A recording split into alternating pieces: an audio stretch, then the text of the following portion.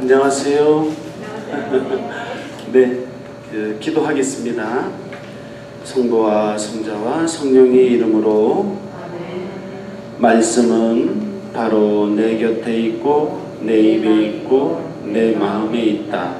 주님, 성령의 빛으로 저희 눈을 여시어 주님의 길을 보게 하시고 저희 귀를 여시어 생명의 말씀을 듣게 하소서. 아멘. 성부와 성자와 성령의 이름으로. 아멘. 네, 제가 이렇게 남은 분량을 이렇게 보니까요, 내년 2월에 끝날 것 같습니다. 우리 마태복음 복음서 하나를 이제 마치게 되는데요.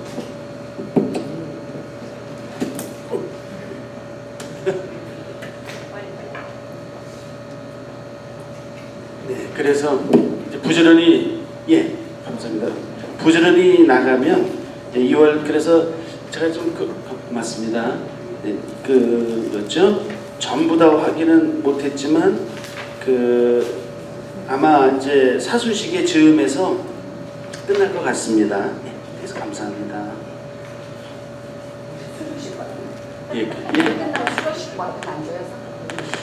생각해봐야겠습니다. 이제 아무리 영광인데. 모든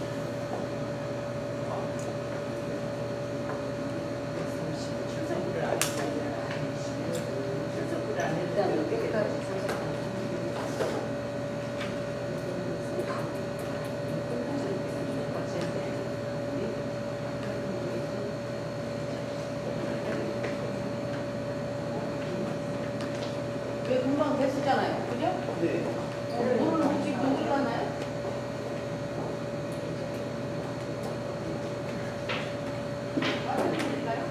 배터리 있습니까? 네.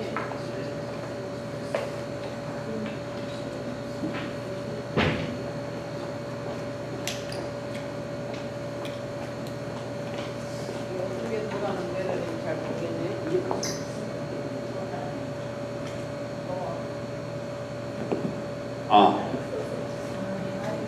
예.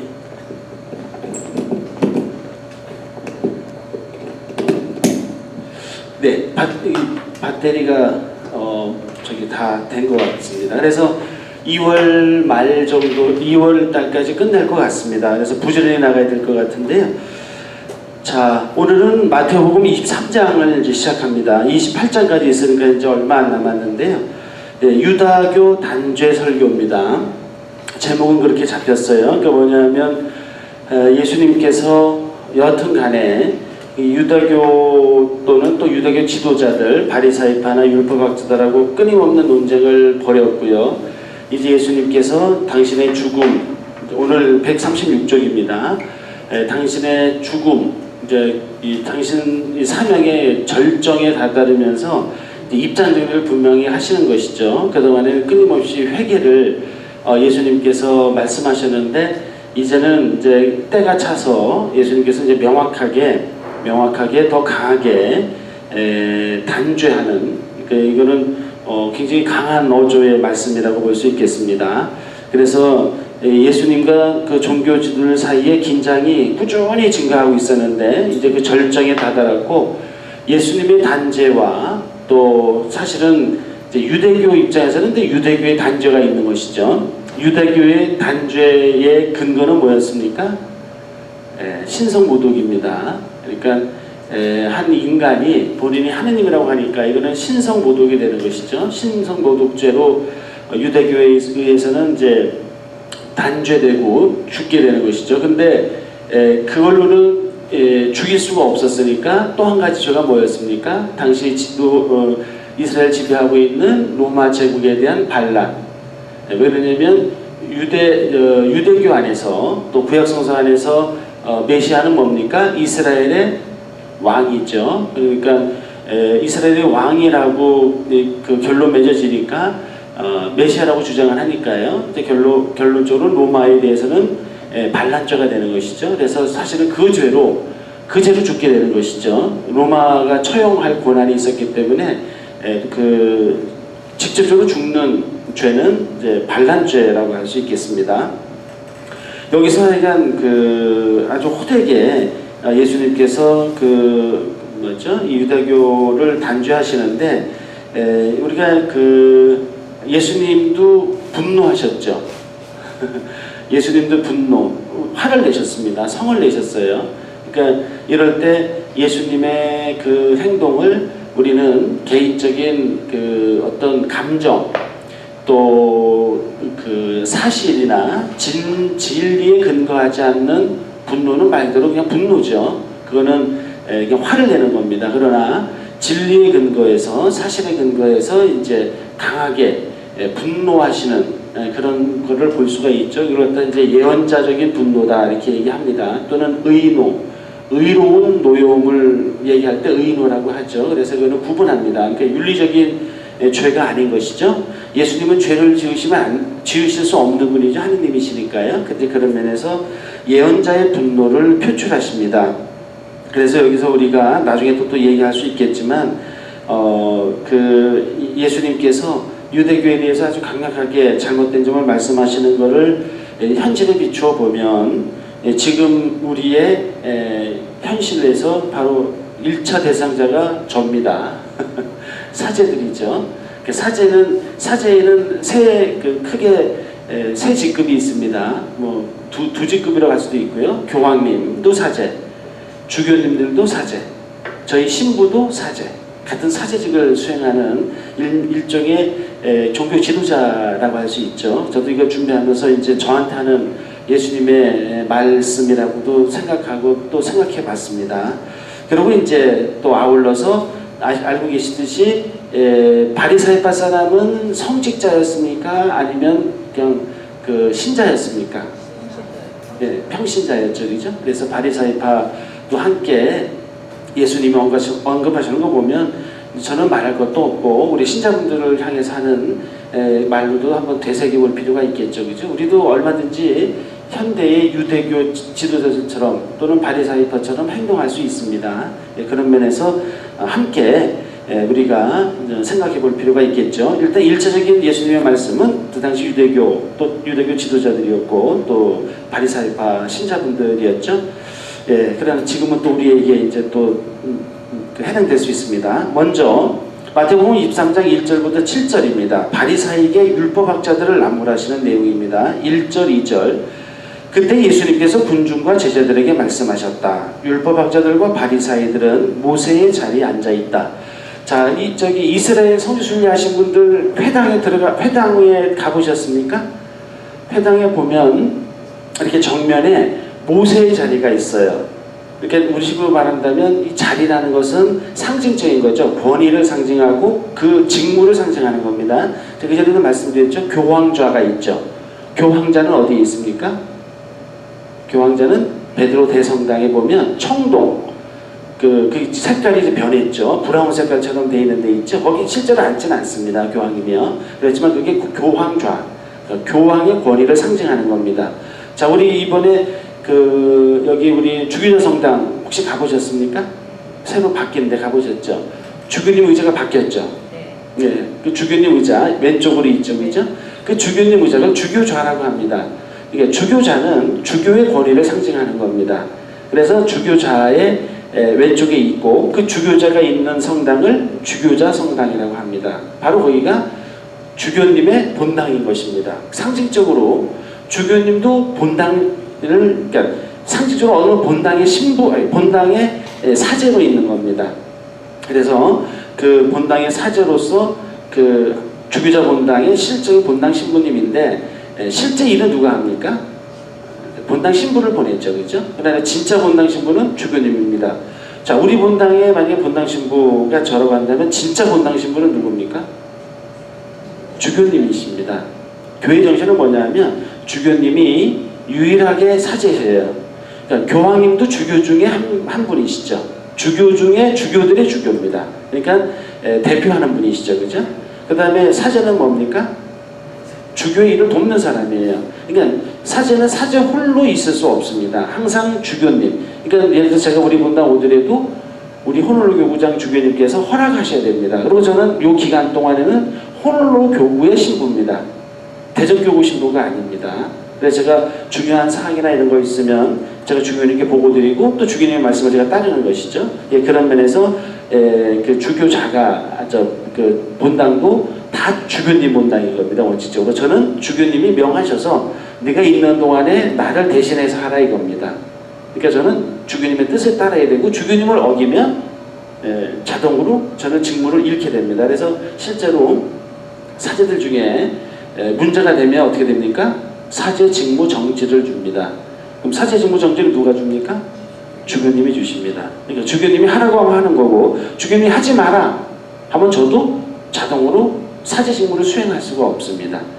예, 그거는 이제 참고죠. 그래서 모세의 자리가 있다는 겁니다. 모세의 자리가 이렇게 있으면 오른쪽에 쭉 이렇게 좀 특별한 좌석이 하나 있어요. 이렇게 우리 신자들 여기 앉아 계시지 않습니까? 우리 저 만원 공동체 성당을 보면 왼쪽에 이렇게 자리가 있죠, 그죠? 제가 보기에 왼쪽에 전례봉사자들 앉고 있죠. 그런 것처럼 있어요. 그래서 거기에 자리에 그래 조금 본당 사목회장님이나 이렇게 쭉 이제 이루시로 이렇게 앉아 있는 겁니다. 그래서 거기 나오죠. 회당에서 높은 자리를 차지하지 마라. 예, 그래서 잘못하면 높은 자리에 앉아 있는데 꽉 차 있었습니다. 그런데 더 높은 사람이 오면 어떻게 됩니까? 다 차 있으니까 꼴찌로 가야 될 거 아닙니까? 그죠? 다 가려갈 수는 없으니까 자기가 높은 자고 딱 높은 자리에 앉아 있는데 높은 사람이 왔어요. 어떻게 합니까? 일어나서 저 끝으로 가야 되는 겁니다. 그래서 예수님이 그냥 한 말이 아니라 그 당시 문화를 보면서 첫째가 꼴찌 되고 꼴찌가 첫째 될 것이다 이런 말씀을 하시는 겁니다. 또는 높은 사람이 끝에 와서 앉았어요. 저기 다 자리가 찼으니까요. 그럼 어떡하겠습니까? 주재하는 사람이 모세의 자리에 있는 사람이 그럴 수 있지 않습니까? 그러지 말고 또 앞으로 와서 앉으라고 그럴 수 있죠. 그럴 때 꼴찌가 첫째 되는 겁니다. 첫째는 또 꼴찌가 되고요. 그래서 예수님 그 말씀하신 겁니다. 그래서 모세의 자리가 있어요. 그래서 예수님 말씀하시는 건 뭐냐면 그 사람들이 하는 역할을 인정하신 겁니다. 모세의 자리에 있다. 즉 율법을 가르치는 하나님의 뜻을 전하는 자리에 있다라고 이제 일단 인정하신 겁니다. 그러고 나서 이제 3, 4절에서 말씀하십니다. 그러니 그들이 너에게 말하는 것은 다 실행하고 지켜라. 그러나 그들의 행실은 따라하지 마라. 그들은 말만 하고 실행하지는 않는다. 또 그들은 무겁고 힘겨운 짐을 묶어 다른 사람들 어깨에 올려놓고 자기들은 그것을 나르는 일에 손가락 하나 까딱하려고 하지 않는다라고 합니다. 이 말씀은 예수님께서 그 언행이 일치하지 않는 점을 먼저 지적하시는 겁니다. 그러니까 바리사이파나 율법학자들이 이제 하느님의 말씀을 잘 알 거 아니겠습니까? 평소에 그 일을 하는 사람들이고 또 거기에 전문가들이기 때문에 말은 잘할 것 같아요. 마치 저처럼. 예. 그러니까 제가 늘 강론할 때마다 고뇌하는 게 하나 있습니다. 지나 잘하지. 저도 잘 못하거든요. 저도 잘 못하는데 그러나 제가 다 잘할 수는 없지 않습니까? 그렇다고 해서 제가 오늘 말씀은 이 말씀을 해야 되는데 제가 잘 못하고 있습니다. 그렇다고 해서 오늘은 강론 없습니다. 여러분 저거 잘 못하기 때문에 제가 모두가 다 언행일치할 수는 없죠, 그죠? 그래서 사실은 저도 강론할 때마다 그 준비할 때마다 더 말 잘할 수도 있고 어떻게 말은 더 많이 할 수도 있는데 안 합니다. 제가 하는 만큼 또는 제가 확실하게 못하지 않는 정도는 말하는데요. 저는 하나도 안 하면서 말로 하는 거는 좀 저도 꺼려집니다. 여하튼 누구나 다 그럴 수 있는데 예수님은 오늘 특별히 말씀하시는 겁니다. 너희들은 너무 언행이 일치하지 않는다 이 말씀을 하시는 겁니다. 그러니까 그들이 하나님에 대한 걸 알고 있어서 얘기는 하지만 그들의 언행이 너무 안 따른다. 그거를 예수님이 오늘 이제 일단 얘기하시는 겁니다. 너희는 언행이 일치가 없다. 그러니까 그 사람들의 말은 맞는데 그 사람들의 말은 따르지 마라.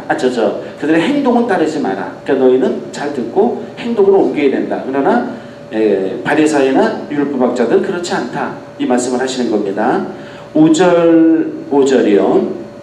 그들이 하는 일이란 모두 다른 사람에게 보이기 위한 것이다.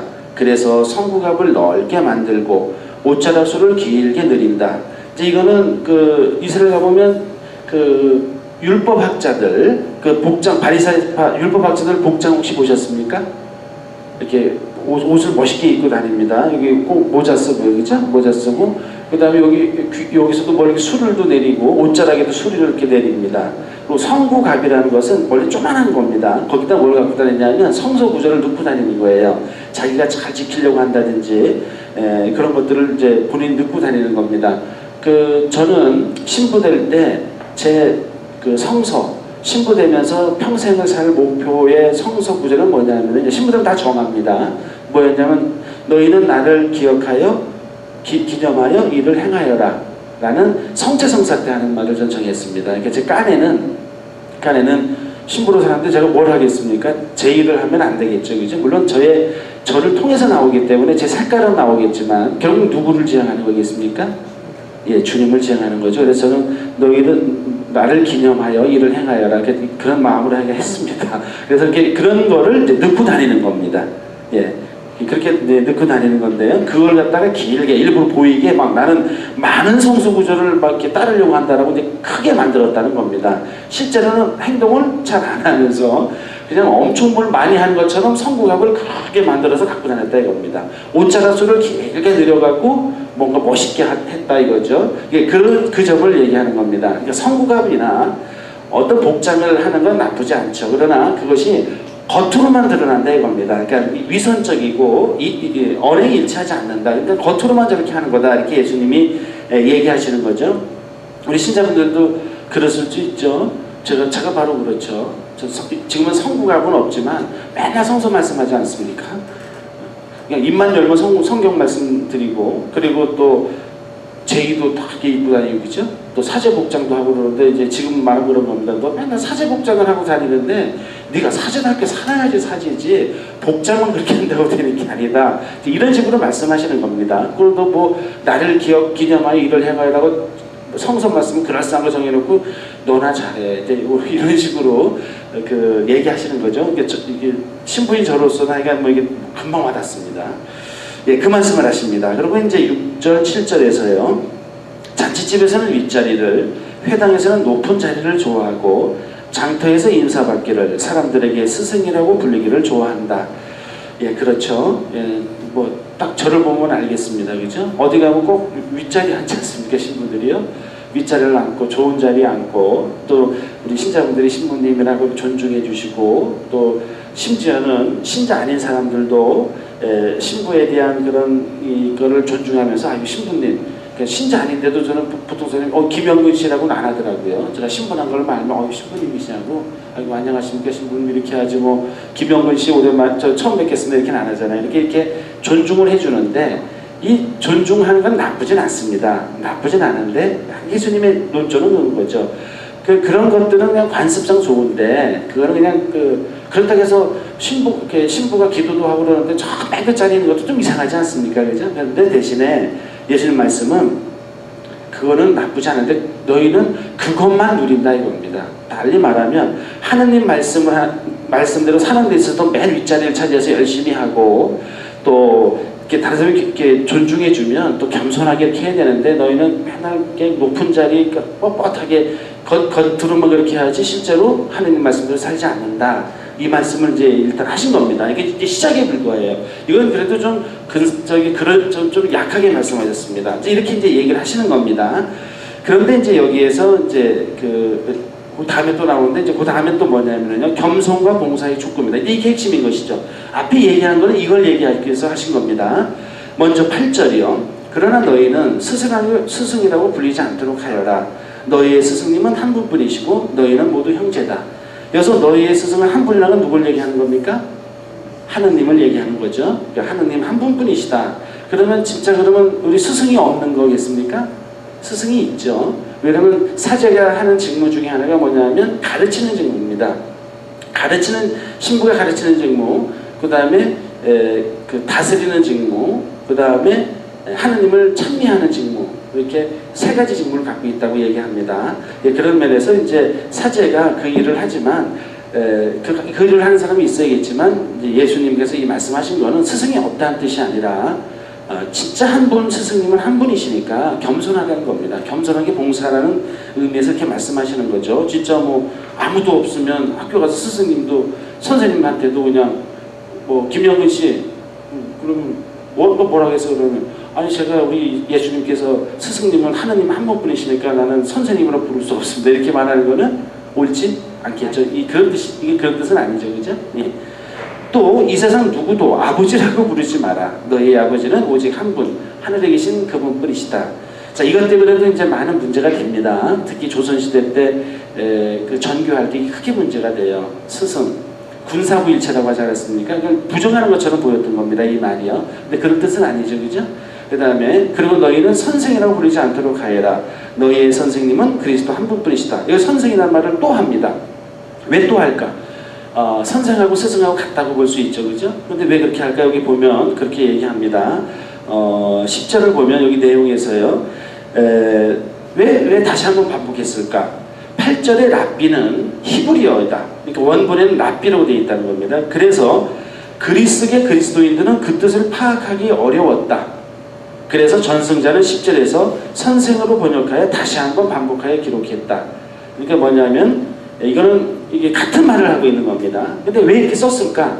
그 이유는 랍비라는 말을 원문에 앞에 랍비라는 말을 썼는데 랍비라는 말을 그리스계 사람들은 무슨 말인지 모르는 겁니다. 이 말은 히브리 말이기 때문에요. 그러니까 이 그리스계, 그러니까 이방인들 사람들이 이해하기 쉽게 한 번 더 반복한 겁니다. 그러니까 없어도 되는 거죠, 이거는요. 없어도 되는 건데 그냥 이게 하나 더 들어간 거, 이상하다 왜 똑같은 말이라 또 할까 할 때 이유는 그렇다는 겁니다. 랍비라는 말을 이해를 못했기 때문에 반복했다는 겁니다. 선생이라는 말을 번역해서요. 11절이요. 너희 가운데 가장 높은 사람은 너희를 섬기는 사람이 되어야 한다. 우리한테 가장 높은 사람이 누구겠습니까?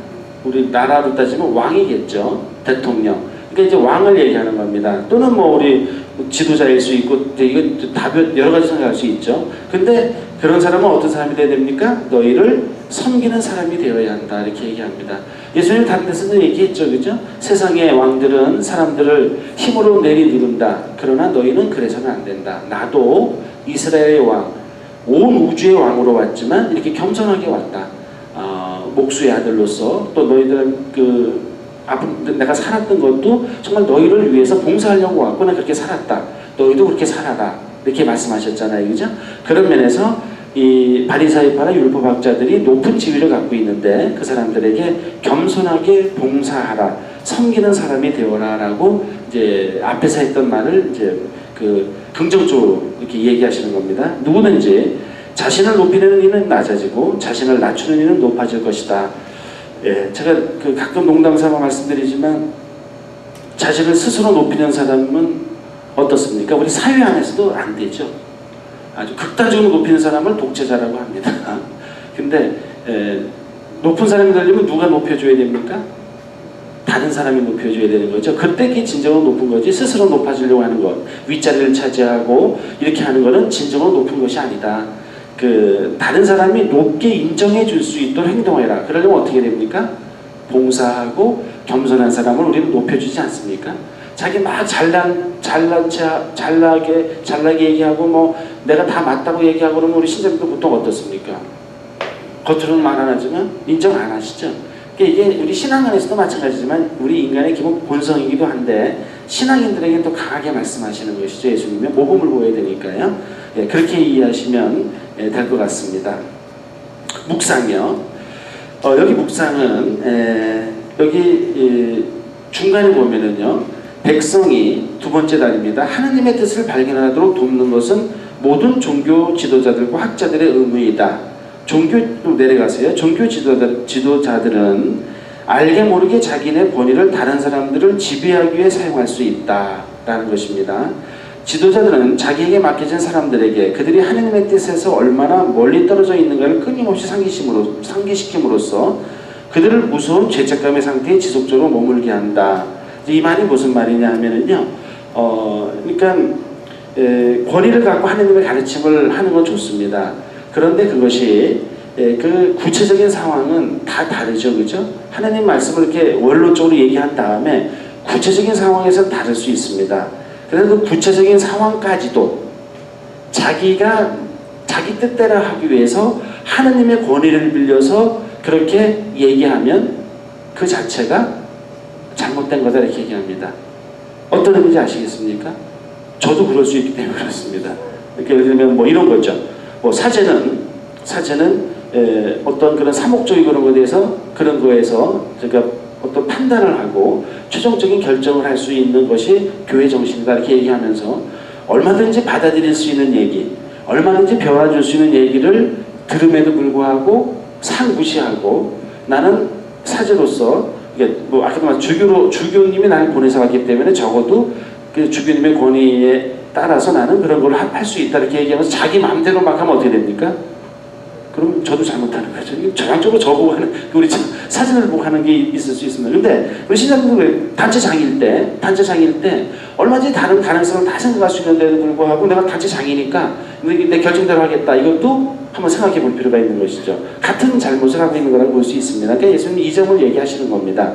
물론 지도자의 권위는 인정받아야 됩니다. 예수님이 아예 그 권위를 인정하지 않는 게 아니라 그때 그 권위를 과연 자기의 뜻을 관철시키기 위한 자기의 뜻맛을 관철시키기 위한 걸로 한다면 그건 잘못된 거다. 그건 독선이다 라고 예수님이 말씀하시는 것이죠. 전형적으로 이제 저에게 해당될 수 있고, 사실은 저희가 강론할 때 학교에서 이제 신학교에서 배울 때 그런 얘기를 많이 합니다. 맨날 혼내키는 강론하지 말라고. 맨날 잘못했다고 하는 겁니다. 맨날 잘못했다고 하고 왜 그렇게 하냐고 맨날 그렇게 하면 우리 신자분들도 한두 번이지 맨날 들으면 어떻게 되겠습니까? 행복하십니까? 아니면 짜증나십니까? 예, 짜증나죠. 그래서 저도 노력을 합니다. 그렇다고 해서 또 우리 신자분들이 다 잘하십니다 할 수도 없고요. 그러니까 이제 저 나름대로는 그 점을 늘 고민하거든요. 그게 일종의 잘못된 권위고 그게 교묘하게 신부가 잘못을 하는 겁니다. 신자분들에게 그러니까 의도하지는 않았다 하더라도 강론을 계속 그런 식으로 하면 신자분들에게 의욕을 낮추고 행복감을 안 주는 겁니다. 맨날 짜증나는 거예요. 주일날만 가면 그냥 계속 신부가 그렇게 하면 이거는 예수님이 원하신 거 아니죠. 그렇기 때문에 특히 이제 강론이나 이런 데 있어서도 저도 하여간 노력을 하는데요. 희망과 그리고 기쁨을 주는 강론이 되어야 된다는 겁니다. 좀 부정적인 걸 얘기할 수 있어도 결국 그거는 기쁨과 행복으로 가게 만들어줘야지 신부가 계속 그 죄의식을 자꾸 높이는 쪽으로만 가면 그건 좋은 강론이 아니다라고 이제 학교에서 배운 것과 연관돼서 이렇게 한번 생각해 볼 수 있는 겁니다. 예수님은 이제 그런 면에서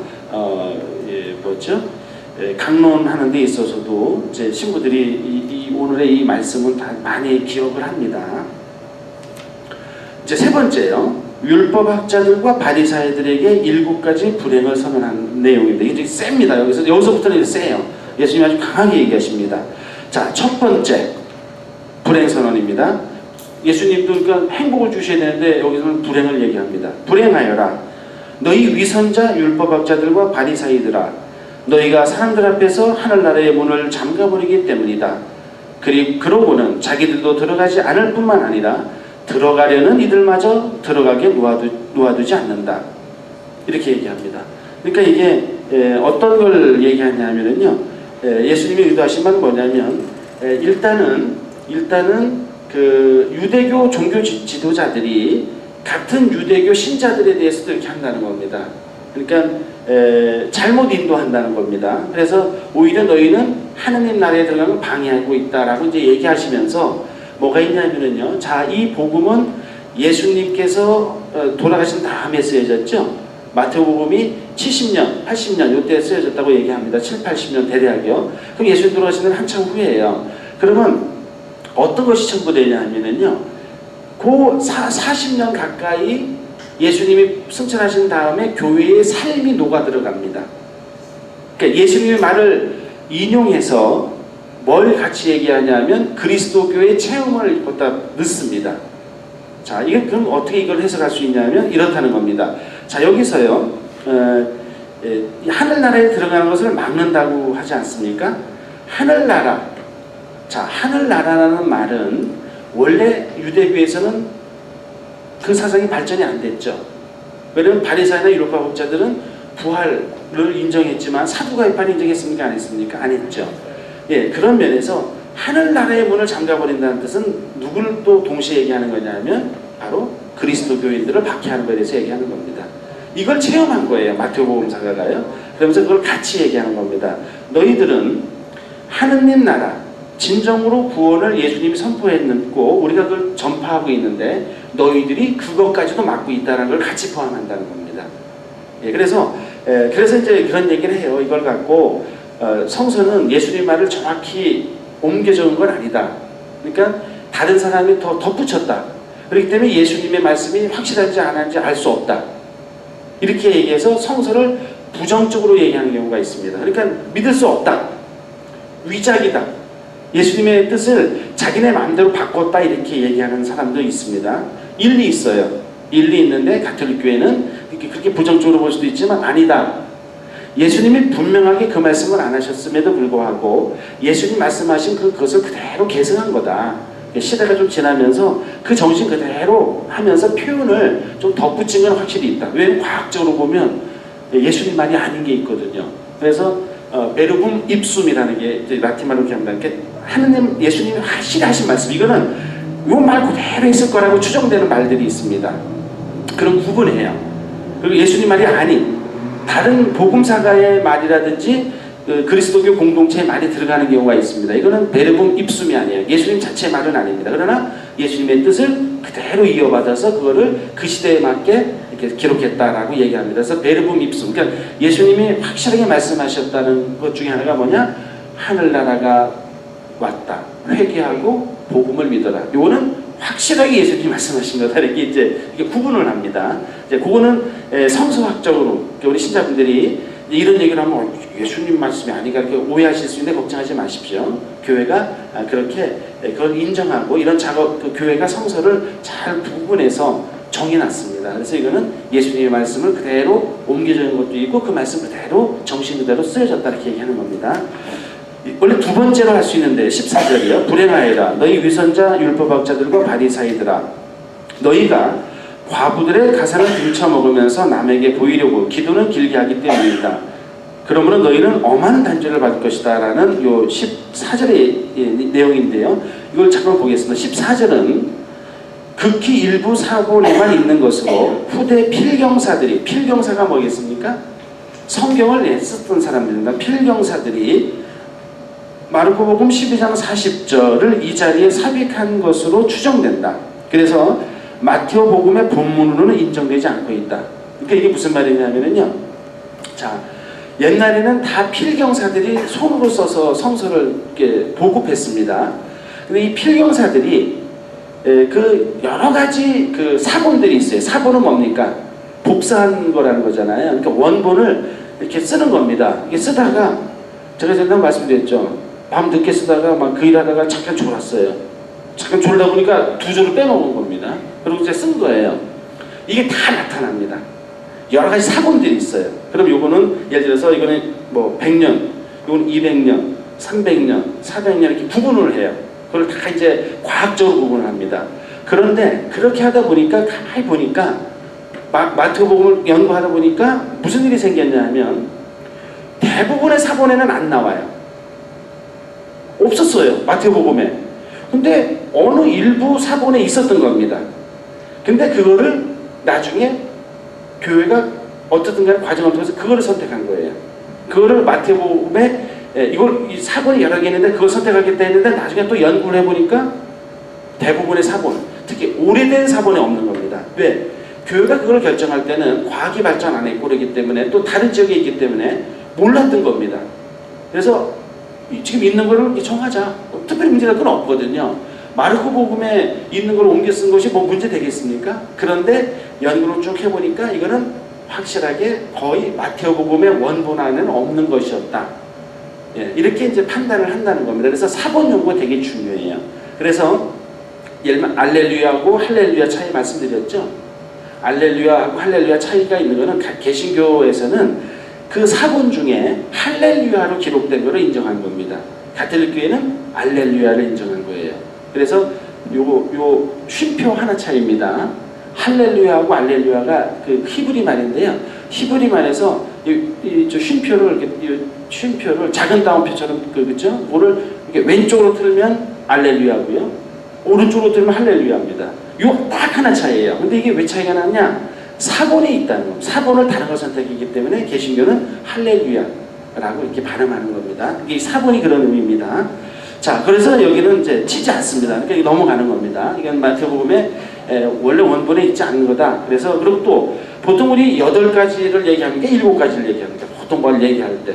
그리고 성서에서 1, 3, 5, 7 뭐 이런 식으로 하지 짝수로 2, 4, 6, 8 이렇게 안 나가죠. 그렇죠?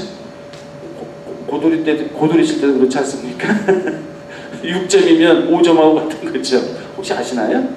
잘 모르시는군요. 이렇게 고스톱 칠 때요. 고스톱 칠 때 점수 낼 때 6점은 5점, 이거 6점은 그냥 없는 5점으로 하는 겁니다. 8점은 7점. 뭐 잘 모르시죠? 뭐 중요하지 않습니다. 농담하는 겁니다. 그래서 7가지가 맞겠습니까? 8가지가 맞겠습니까? 7가지 쓸 거라는 겁니다. 7가지. 이제 그래서 하긴 그런지 뭐 그것도 하나의 판단 근거가 되겠죠. 자, 그럼 이제 14절은 빼고 이제 두 번째입니다. 15절 불행하여라 너희 위선자 율법학자들과 바리사이들아 너희가 개종자 한 사람을 얻으려고 바다와 물을 돌아다니다가 한 사람이 생기면 너희보다 갑절이나 못된 지옥의 자식으로 만들어버리기 때문이다. 이거는 어떤 문맥이냐면 이런 겁니다. 유대교 안에서도 그럴 수 있죠. 그죠?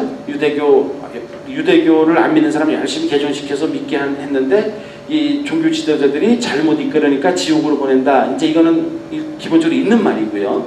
바리사이들을 향해서 예수님이 지적했던 내용이고 교회는 어떤 체험을 했겠습니까?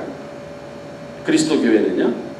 뭐냐면 그 유대교로 개종한 사람들이 더 열심히 그리스도교를 박해했다는 말이 포함되어 있다는 겁니다.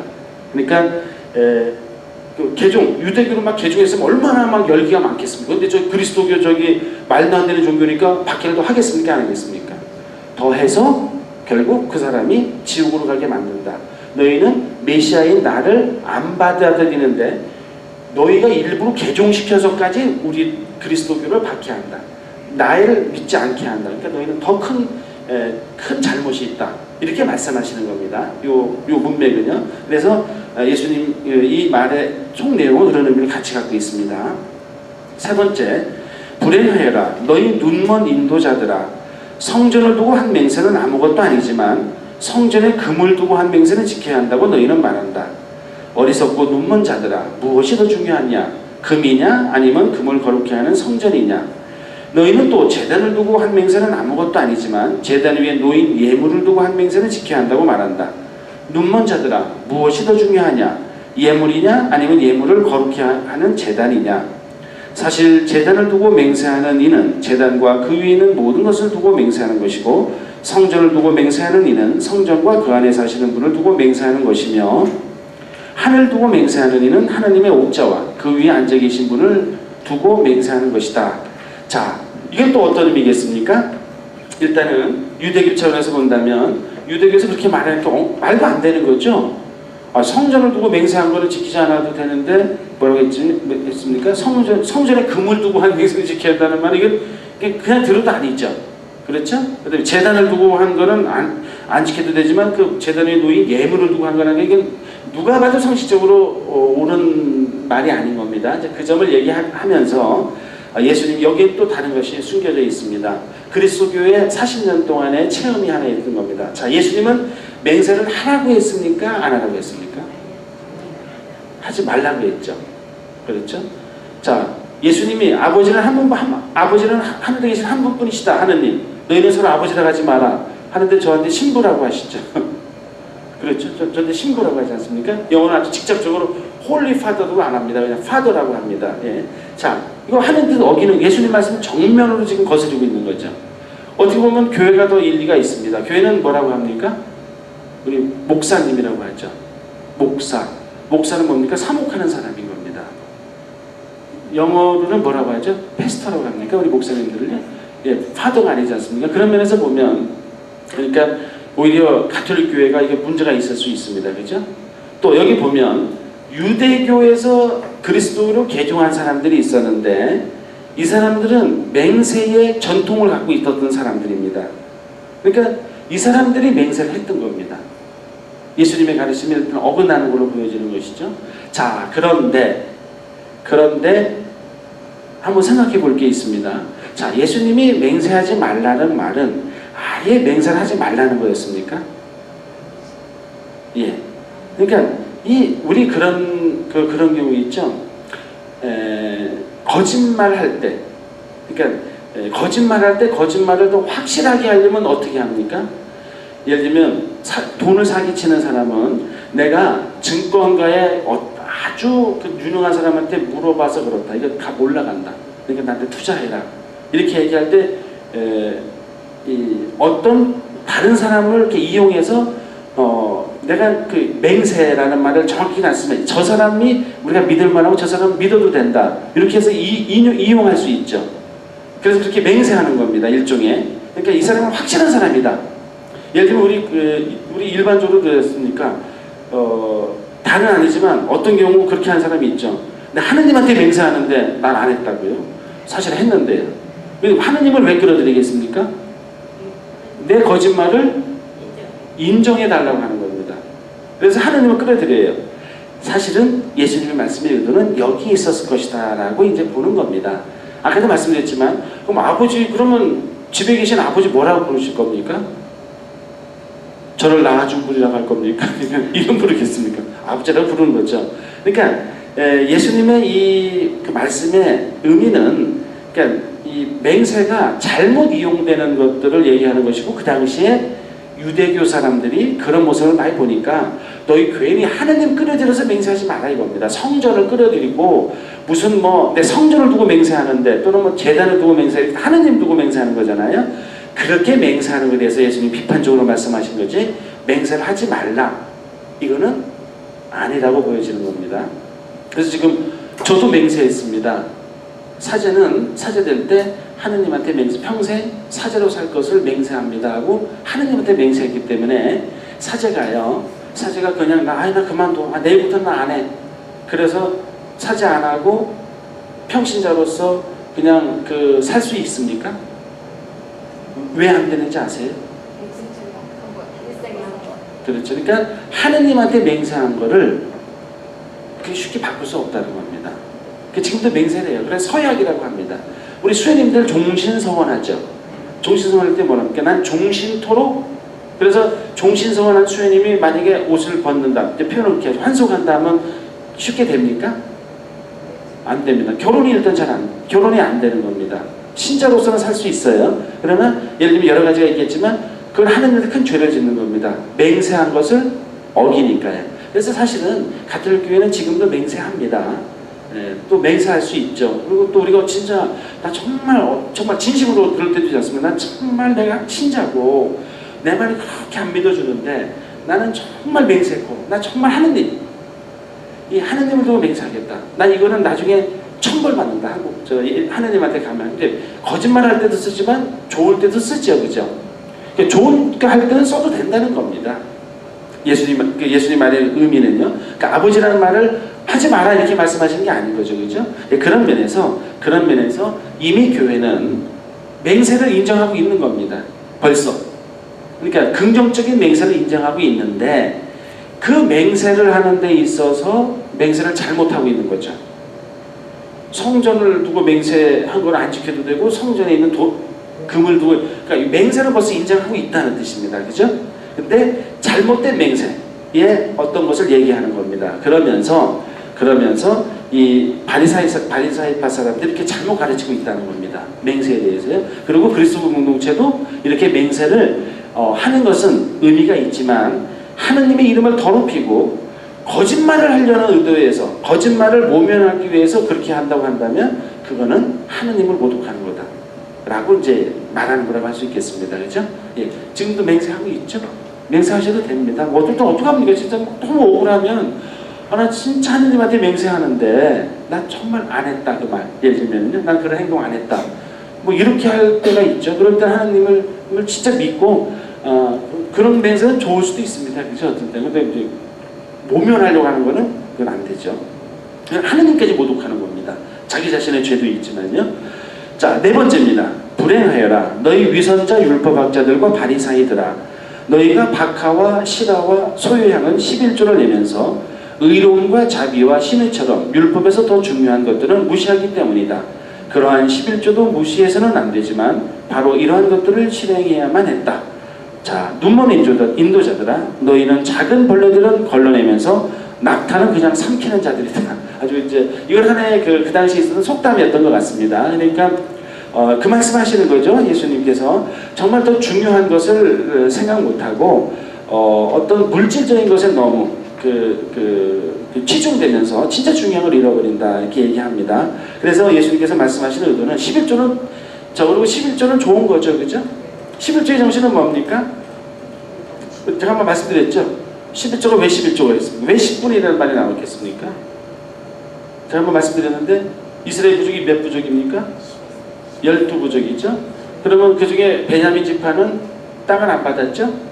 그래서 성전 일만 하는 겁니다. 이 사람들 뭐 먹고 살겠습니까? 일을 안 하니까요. 그럼 다른 부족들이 이 사람들이 먹을 건 해결해 줘야 되는 거 아닙니까? 그러면 11부족이 남죠. 11부족이 10분의 1씩 되면 어떻게 됩니까? 10분의 11이 거치죠. 본인들은 10분의 9만 갖는 거죠. 10분의 9를 다 갖고 10분의 1씩 냈으니까요. 베냐민 지파는 10분의 레위 지파요. 10분의 11을 받죠. 그럼 더 많이 받는 거잖아요. 10분의 9보다 많지 않습니까? 그럼 10분의 2는 뭐 하는 데 쓰면 되겠습니까? 회당 운용하고 해야 될 거 아니겠습니까?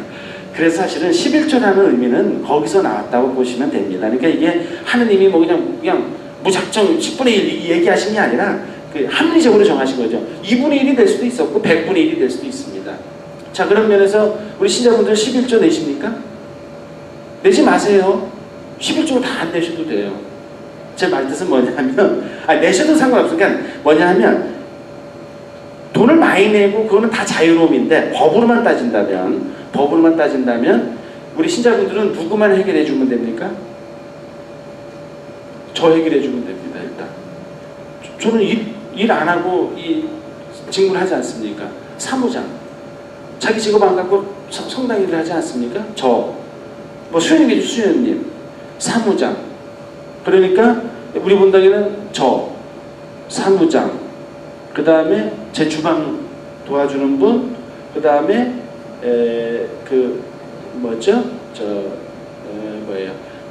젊은이들 해주는 멜로디 마리아, 그 친구가 젊은이들 우리 보좌신부 없으니까 제가 말씀드렸잖아요. 저 혼자 다 하기 너무 일이 너무 많으니까 보좌신부를 제가 안 받겠다. 저 있는 동안 안 받고 대신에 그 일을 좀 할 수 있는 전문가를 정해서 한 명 이렇게 4명이 돈을 받습니다. 이 오르간 반주도 받지만 좀 다르죠 거기는요. 여튼 저하고 수현님하고 사무장은 좀 다르죠. 그 일을 하는 거니까. 이러면 3명을 해주려면 얼마나 있으면 되겠습니까? 가정이요? 11가족이니까 33가족만 있으면 되죠. 33가족. 11조로 가정으로 나니까요. 근데 우리 33가족 훨씬 넘죠. 그렇죠? 33가족 훨씬 넘습니다. 그러니까 10분의 1 내면 성당 떼부자 됩니다. 그건 필요 없는 돈인 겁니다. 이게 11조의 정신을 지켜야 되는 거지 10분의 1을 내는 게 아닙니다. 그러니까 제가 어떨 때 목사님들한테 조금 목사님들이 좀 그거는 얘기하시지 그냥 맨날 11조 내라고 하시는 거 좀 제가 보기에는 뭐라고 할까요? 예수님이 말 들을만 합니다. 너 11조는 그렇게 다 내게 해놓고 다른 건 안 한다는 건 뭐냐면 너무 많이 내는 겁니다. 교회가요. 그러니까 교회는 돈이 엄청 많죠.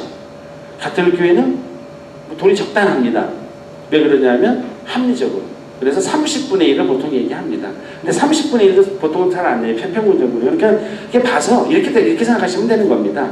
우리 성당에 뭐 이렇게 돈 들어오고 나가는 거 있으면서 돈이 어떻게 모자랄 때 있고 많을 때 있고 그럴 수 있죠. 그죠? 돈이 모자라면 뭐 이렇게 합당하게 일을 하고 있을 때 돈이 모자라면 더 내시면 되는 겁니다. 그러니까 더 내시고 정성껏 내시면 돼요. 그래서 가톨릭 교회는 11조를 얘기하지 않고 11조의 정신을 얘기하는 겁니다. 여하튼 11조는 그렇게 생기는 겁니다. 그래서 그래서 좀 더 계산해 보면은요. 그러면 33가족만 있으면 되는데 저걸 또 해야 될 거 아닙니까? 성당 운영해야 되고 교납금도 내야 되고 그러니까 그 돈이 훨씬 더 많이 들어갑니다. 훨씬 더 많이 들어가요. 그러니까 우리가 가족수는 훨씬 많지만 뭐 대략 30분의 1 정도만 내면 교회가 운영이 된다 해서 가톨릭에서는 항상 30분의 1 정도 내십시오. 이렇게 권유합니다. 예. 그래서 예수님이 말씀하신 의도는 11조, 그건 다른 문제고요. 그러니까 11조를 내는 것도 중요하지만 이 자비와 의로움과 이거를 지키는 걸 강조해야 되는데 너희는 돈만 자꾸 얘기한다. 이렇게 얘기하시는 겁니다. 이게 잘못된 거라는 거죠. 11조도 중요하지만 하느님의 말씀을 구체적으로 살아가는 것이 더 근본적인 거죠. 11조를 내는 이유는 뭐겠습니까?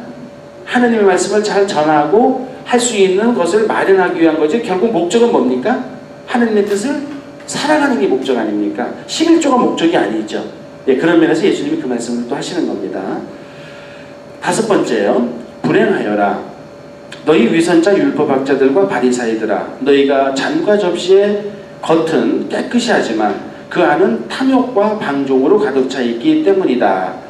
눈먼 바리사이야, 먼저 잔 속을 깨끗이 하여라. 그러면 겉도 깨끗해질 것이다. 이게 정결 예법을 얘기하는 겁니다. 율법에서 너희는 열심히 장에 갔다 오면 손 씻고 하는데 그걸 무조건 아니라고 하는 건 아닙니다. 씻어라. 그런데 더 중요한 건 어딜 씻어야 되는 겁니까? 속을 씻어야 되는 거죠. 죄를 씻고 속을 거룩하게 만들어야 되는데 너희는 겉만 그렇게 하고 있다. 그러니까 이 정결예법을 지키는 거는 지금은 정결예법이 없죠. 예, 지금 이제 과학이 발전했기 때문에 예, 그런 정결예법까지는 얘기하지 않습니다. 그러나 이제 상식적으로 할 수 있죠. 우리 정결예법 중에 하나가 뭡니까? 우리 정결예법이 있어요. 비슷한 게 뭐가 있습니까? 성수 뿌리는 거죠, 그죠? 예, 성수 뿌리고 제를 우리 이렇게 쓰지 않나요? 이렇게 다 정결예법이지 일종이에요. 그러니까 이게 손을 씻는 게 아니라 상징적으로 뭡니까? 죄를 씻는 거죠, 그죠? 이게 이제 우리도 정결 예식입니다. 그런데 그거 할 때 여기 죄를 얻는 게 중요한 겁니까? 아니면 정말 마음을 이렇게 회개하고 정말 아주 이렇게 낮은 자세로 자기 자신을 이렇게 되돌아보는 자세가 중요한 겁니까? 예수님 이 말씀하시는 겁니다. 그러니까 그 정결 예식은 나쁘지 않습니다. 그 종교마다 다 있어요. 근데 겉으로 한다고 되는 게 아니다. 예수님 그 말씀하시는 거죠. 예. 여섯 번째요. 불행하여라. 너희 위선자 율법학자들과 바리사이들아, 너희가 겉은 아름답게 보이지만 속은 죽은 이들의 뼈와 온갖 더러운 것으로 가득 차 있는 회칠한 무덤 같기 때문이다. 이처럼 너희도 겉은 다른 사람들에게 의인으로 보이지만 속은 위선과 불법으로 가득하다. 자, 회칠한 무덤 나왔죠? 오랜만에 이제 이 말 나왔습니다. 회칠한 무덤은 이렇습니다. 이스라엘의 율법에서요, 예, 큰 그 중요한 축제일이 다가오면 무덤은 불결한 걸로 생각을 해서 무덤에 불결을 막으려고 뭘 했습니까?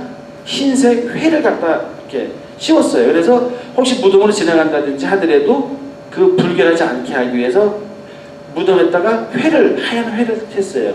그래서 그 멀리서 보면 하얀색으로 딱 있으면 어떻게 했습니까? 멋있어 보이겠죠? 뭔가 좀 이렇게 근사해 보이지 않겠습니까? 무덤들이 하얀색으로 이렇게 돼 있으니까. 예수님이 말씀하시는 거니까 저 봐라. 저 지금 우리 예수님이 여기 지금 파스카절에 가까웠었죠? 예수님이 파스카 만찬으로 하고 돌아가셨으니까요. 그 큰 명절에 다가오니까 회칠한 무덤들이 쫙 있었던 겁니다. 자, 저 봐라. 회칠한 무덤이 아름답게 보이지? 그런데 그 회칠한 안에는 뭐가 있습니까? 썩은 송장이 있는 겁니다. 이게 그렇게 말씀하신 겁니다. 예수님은. 자, 봐라. 저렇게 겉은 화려해 보이고 아름다워 보이지만 속은 송장이 있지 않냐. 너희 바리사이들은 회칠한 무덤 같다고 한 건 뭡니까? 저보고도 한 얘기. 겉으로는 다 사제 복장하고 제 입고 막 하고 다니는데 네 속은 송장이 들어있다. 썩어 있다.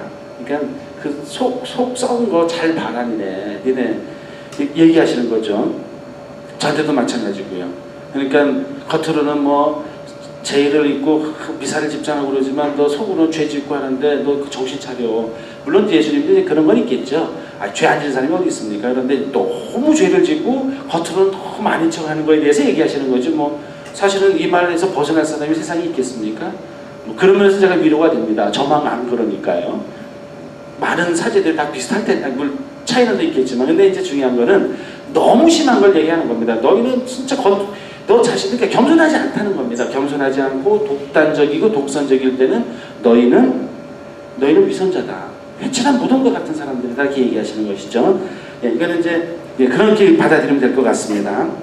일곱 번째입니다. 마지막입니다. 불행하여라.